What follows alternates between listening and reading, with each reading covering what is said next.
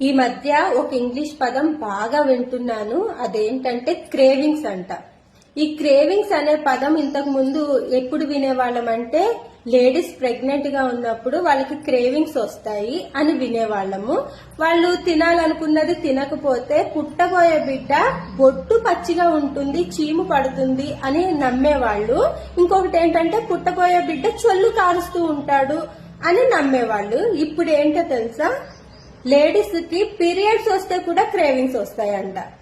ఇది వంక పెట్టుకుని మగవాళ్ళు సాటర్డే సండే బిర్యానీ తినాలని క్రేవింగ్స్ వస్తున్నాయని చెప్తున్నారు.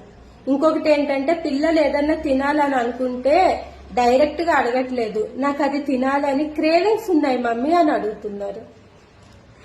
ఈ క్రేవింగ్స్ అన్నిటికీ ఒకటే కారణం, మనకి అందుబాటులో అన్ని దొరకడం. ఇదే కారణం అబ్బా క్రేవింగ్స్ కి.